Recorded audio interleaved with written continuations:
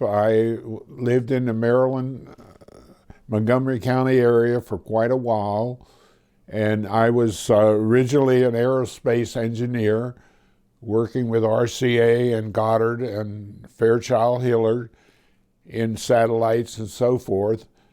But it came a time in our life when my wife and I, our children were kind of grown and gone, and we decided that we'd go into real estate.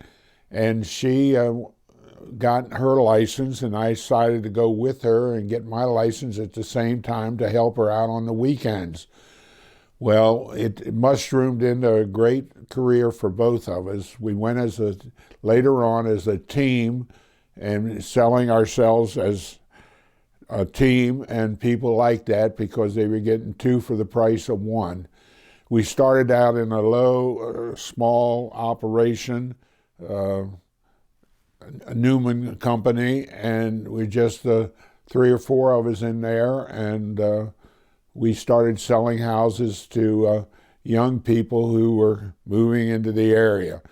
Of course, at that time, about 40 years ago, the real estate market was booming, and we happened to be in at the bottom of it, and as a result, we made a lot of good money and a lot of good perks as a result of what we did.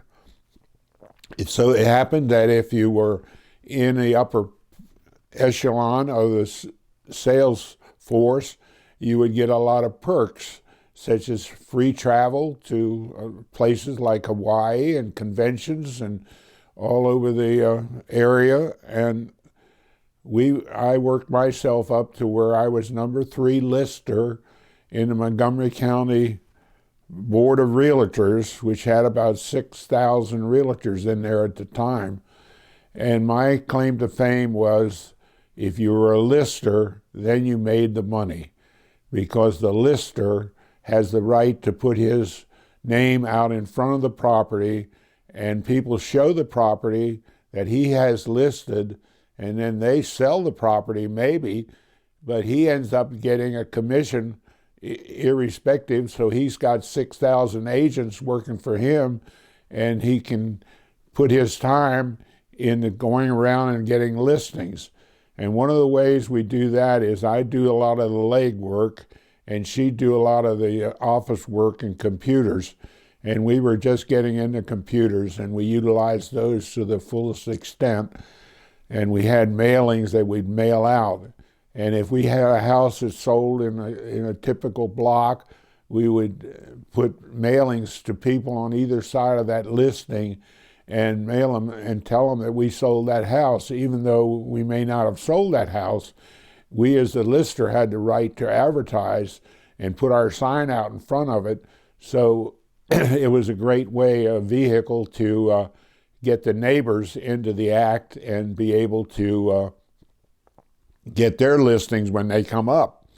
Of course, if they drive down the street and see our sign and all, and they're thinking about listing, naturally they might say, well, he's in the area, so we'll call him up and have him list our house. So the beauty of the whole thing was get the listings, because that's where you made the most money. Even though you only maybe gave me 20% of the pie, you didn't have to run around with people all over the place showing them listings and maybe never selling them a house. If you listed a house, you were absolutely sure the house was going to sell if you did your legwork and got the property properly listed, then you know the house is going to sell. So, and you all also did open houses. Open houses, absolutely. Open houses were a big thing. People in that day and age, if you listed a house and you told your people that you had on your roster as eligible buyers, and you told them about the house a little bit ahead of time, you could get them into that house, a little bit early. Although there were restrictions that you couldn't start showing the house until it was on the multiple listing. But as soon as it was on there, you get your people in there, and you might sell that house before anybody else even gets out there to see it. That's how hot the market was. I mean, we would write contracts up on the hood of the car just by going in and showing the house and coming out, and people say, I love it, and they want to buy it, and they may even offer over the asking price because they were so anxious to buy the property. That's how hot the market was at that time. And it continued to be that way for quite a while. And we would sell to young people, and they'd get, after about 7 years of turnaround, usually it's about 7 years for someone to stay in a house. And we found that after about 7 years, they'd call us up and want to move up to a bigger house. And we'd list that house, and then we'd sell them a bigger house. One probably was on our roster, and we could sell them one of our own listings. So we ended up selling multiple houses to individual people because they liked the way we were doing the business and the things to do. Some of the little tricks that we used were, as I said, we would do advertising, bulk advertising in a given area that we were the major lister in that area. Like you called it your farm, right? Our farm, and we farmed that area. Like one of them happened to be Strathmore Belpre, and we knew just about every house in there and every house that was being sold. And so we would end up, be very knowledgeable of the area, the pricing and so forth, and people knew that. And then they would just pick up the phone and call us because that was our farm and we were doing so much work in that area. And that kept spreading out to different areas. But on open houses, we would use a situation that there might be two of us there on open house, and if the buyer seemed interested in, the walk-in buyer seemed interested in looking at some other houses, then we could split and take that person to some other houses and show them other houses while the other one stayed back on the open house. So working as a team worked out real well in many aspects. She was very good in office work, and I was very good on knocking on doors. And so what other tricks did you do at the open house? Cold canvassing was something that was really, I thought was very good. You go up and knock on a door, and Mrs. Smith comes to the door and says, oh no, she's not about to sell her house. She's been in this house for 25 years, and she's going to stay here till she dies and all this stuff. So we say, what she said, but right down the street, Mrs. Jones is thinking about selling her house 2 houses down. So that's a tip. So you go down to Mrs. Jones and you knock on her door, and she says, oh yes, I'm thinking about selling my house. Why don't you come in and look at it? And you go in and look at it and tell her about it and how much you can get for it, and you list the house. So cold canvassing, even though we found out if you knock on 10 doors, you'll probably get a good lead from one of those 10 doors and end up listing a house. So being heavy in listings is really a key to a big success in real estate. Now, on open houses, we would have a situation where a young couple would come in and with their children and all, and they were very interested in the house and all, but they said, well, we have a couple more to go look at. And we said, well, look, you're a nice family and all. We got a half a gallon of ice cream here in the freezer. Why don't we give you that ice cream and you can take it home with you? So when they get in the car with that ice cream, you know what they got to do. They got to go home. So they don't go out and look at any more houses, and you call them up the next day and tell them, well, here, we'd like to show you this new listing. It just came on the market. Would you like to see it? And they say, sure. You go out and show them that listing, and they buy it. So there's a lot of little things. And also on open houses, you want to fresh air the house first, and then you want to put some fancy bakery in the oven to bake and smell up the house nice and good. And if they got a fireplace, you might want to fire up the fireplace.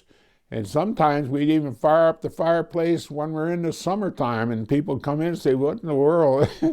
We got the air conditioning on and the fireplace going, but it adds to the romantic atmosphere of the house and the room.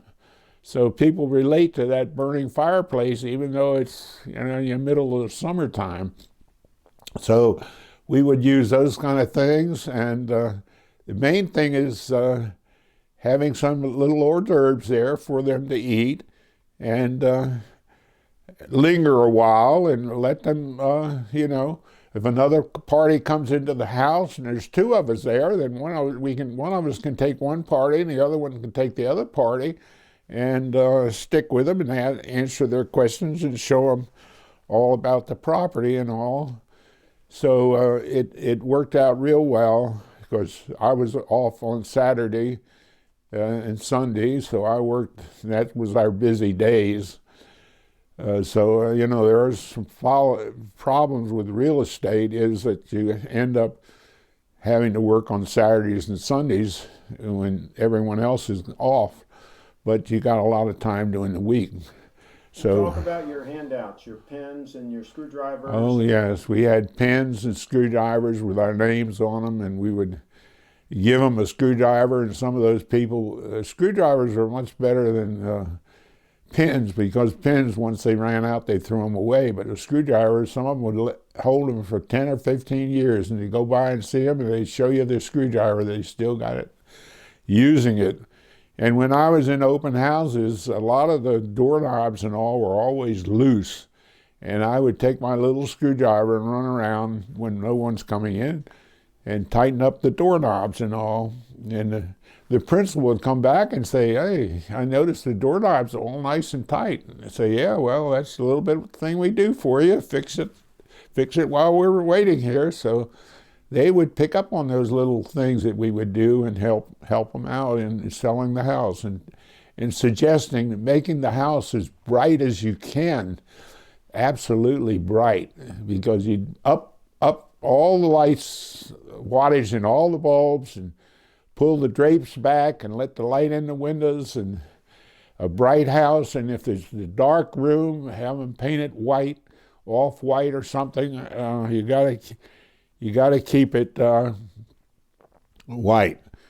Now, a little other thing we would bring, these 6-panel doors that they're so commonly used in houses. If you're showing a house to a Christian person and all, you would comment on the fact that that is a 6-panel door, but really it's a Christian door, and that's the cross up there at the top, and that's the open Bible at the bottom. Now, if you have a Jewish family that you're showing it to, then it becomes a 6-panel door. So you have to know those little things. Also, a bunch of foreigners from Korea and India and China and all, they have a lot of superstitions that you got to know about. They don't want anything in front of the door, such as a big bush or tree or something. They want the good spirits to come straight into the door, into their house, and they want it to be light and bright. And the other thing is, if they got any pets or snakes or anything like that in the house, you better get them out of there, because people relate the fact that snakes eat mice, and mice don't always get eaten by the snakes. Therefore, they're running around the house. So you end up losing the sale right away, because they relate those snakes to mice. And all these kind of things you really have to know about. Now, the other aspect of real estate is, when you're in real estate, you should, you make a lot of money, so you need a tax shelter.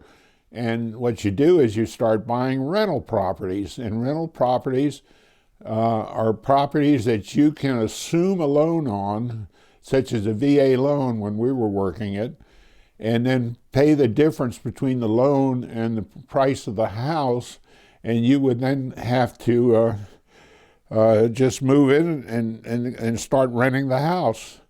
And that was a way of getting properties that we could put on the rental market. And then after you have them as a rental property, you end up depreciating the house. In 20 years, you can depreciate the house down to nothing, even though the price of the house is going up. And when you sell the house, you sell it as, you throw away half of the gain, and you sell it as a long-term gain, and it's much better from a tax standpoint. plus the fact that you had the write-off for the periods of years that you were renting the property.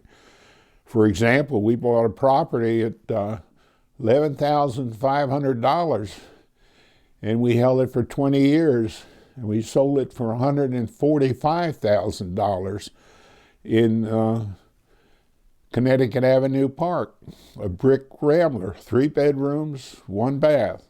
That's what we concentrated on, was 3 bedrooms, 1 bath, brick ramblers, and we would acquire those. The way you acquire them is you'd be right on the top of the computer, and anything that comes through with a VA loan on it, you would get right out there and look at that property and buy it before anyone else could get it there, and use it as a rental property, or before any other investors could get there, because they were also looking for them. So I remember one case where we went by a house and we liked it. I went by it. My wife, Patsy, didn't even go by it. And I went back to the office and I wrote up a contract on it. I didn't even go in the house. I bought the house from the street and what the financing was on it. And after I bought the house, I found out that there was a retired colonel from the Army, nurse, and she had some 14 or 15, I don't know how many cats he had in that house, plus a big dog. And the dog would keep the cat's company when she would go to work. So anyway, she moved out and all, and I put a professional exterminator in there, and I thought he did a pretty good job and all. And this Colonel Bream came in, wanted to buy the house, and we tried to tell him that he wanted to rent the house, and we tried to tell him that, Colonel Breen, you got a VIG bill and all, you should buy a house. And, oh no, I'm just going to stay there for 6 months. Okay, Colonel. He didn't like it because he didn't have a formal dining room upstairs. So it was a split foyer, and he said, okay, he'll make the rec room his formal dining room. And then he would go ahead and rent the house for 6 months. All right, Colonel, we'll rent it to you for 6 months, and then hopefully he'll buy something after 6 months from us. So that was okay. So after that time, he renewed the lease. And I usually raised the rent around 10% a year. I was so concerned about this poor guy that I never raised the rent on him, and he stayed there for some 14 years and finally moved out of the house.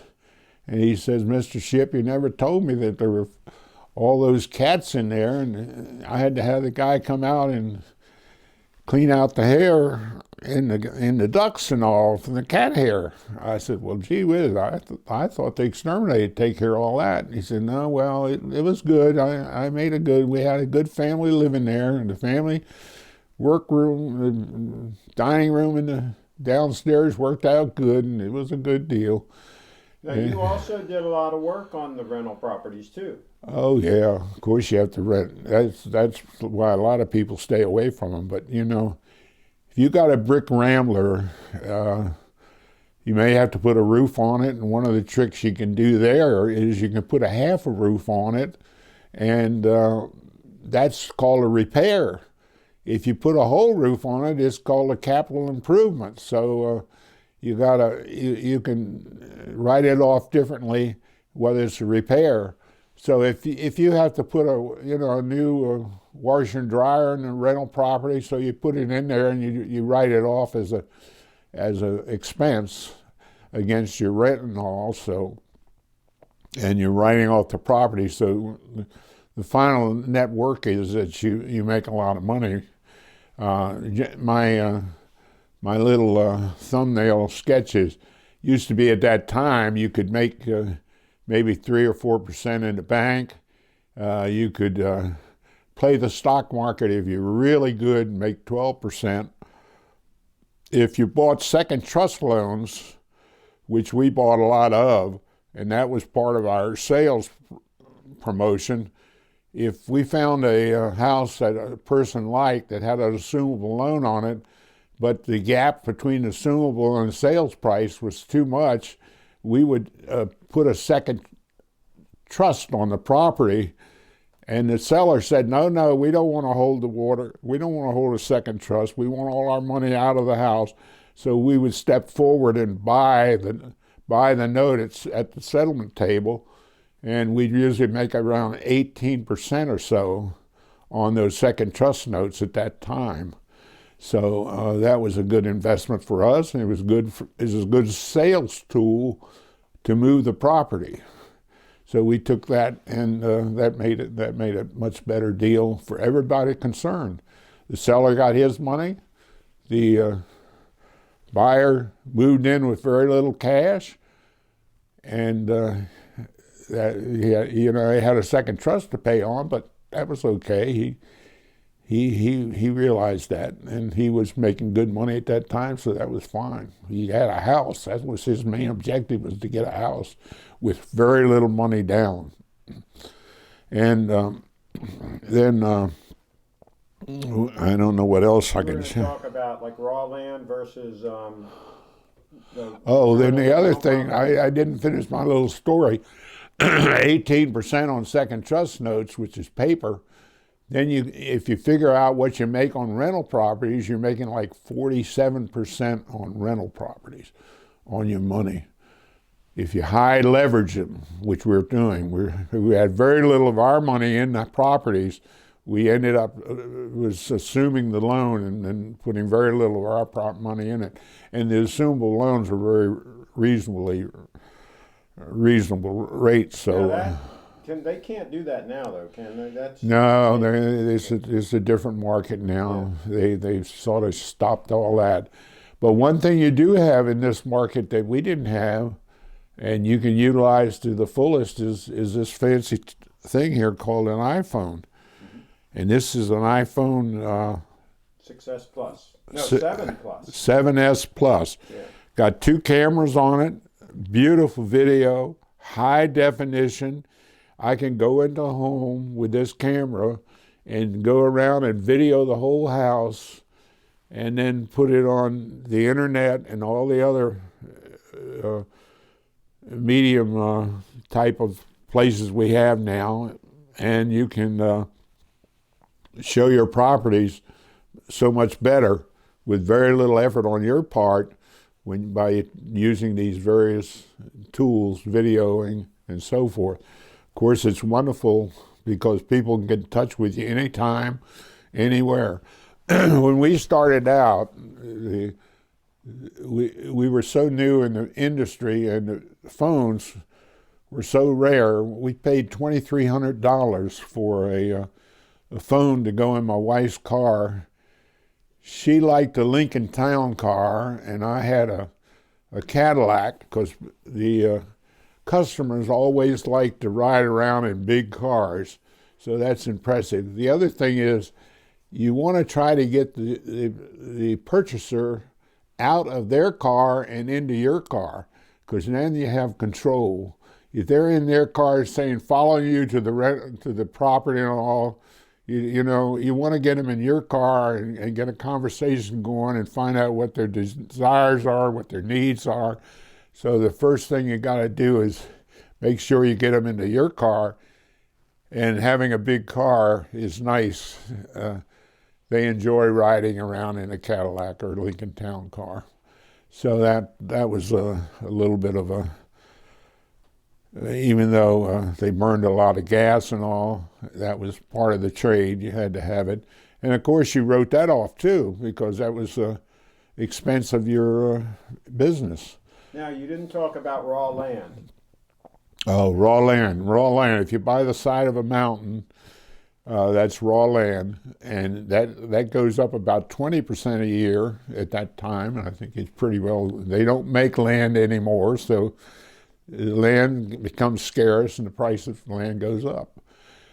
So buying raw land, you make about 20% just sitting there looking at it. And if you buy on the side of the mountain, you've got timber growing on it, and then you sell the timber rights to the timber. I bought half of a mountain up in West Virginia for $243 an acre, and I had a couple hundred acres, and they tax you, boy. There was hardly any tax at all up there. and finally ended up selling it, a very short, relatively short time, for about $1,150 an acre. So that was a good deal. I should have bought more of that type of thing, but I didn't buy it. I was really concentrating on rental properties more. I had a little problem up there because the poachers would come in and cut some of the timber off and carry it away for firewood. So that was a little bit of a problem. That was one of the reasons I sold it, because I couldn't watch the land. And the sheriff, I think, was in cahoots with the poachers, and he didn't want to do anything. So, okay, what else can we talk about? We talked about Well, you talk a little bit more about the work you did on the places, because you actually did work on the rental properties, plumbing work, electrical work sometimes. Well, yeah. Sometimes.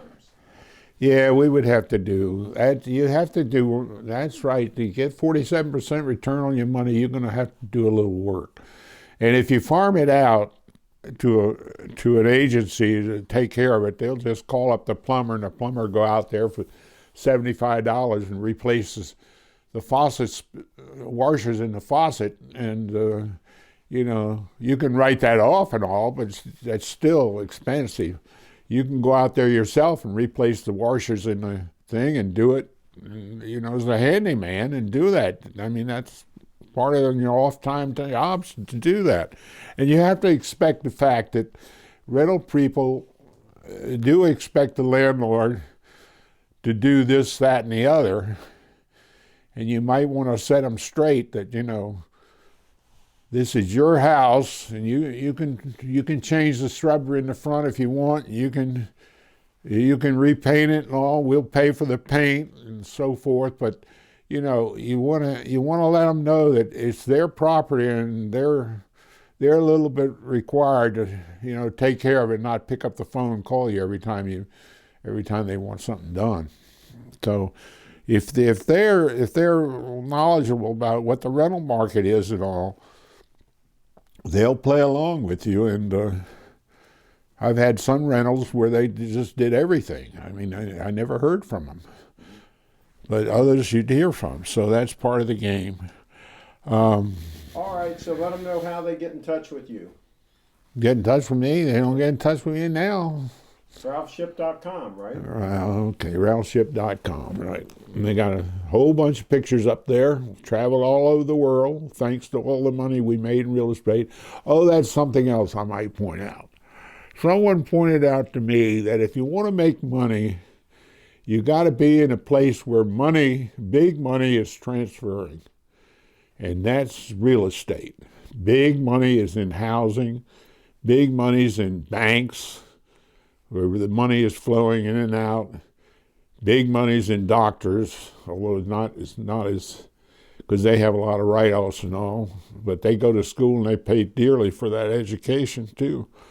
But you want to be, lawyers, of course, are in the area where there's big money flowing and lawsuits and what have you. So you want to think about in terms of being in a vocation where large blocks of money are being transferred, and that's what's happening in real estate. So it's a good field to be in. It has its problems. You have to work 24. You have to be available and work 24/7. Right. Yeah. Have to have a cell phone. Oh, I was going to tell you about that earlier. My wife had this phone in her car. I didn't have one in my car, but I had this crazy little thing that fit on my belt. It's called a beeper, and the doctors-in-law would wear them. And I would get a message, beep, beep, beep, and it would say, call your office.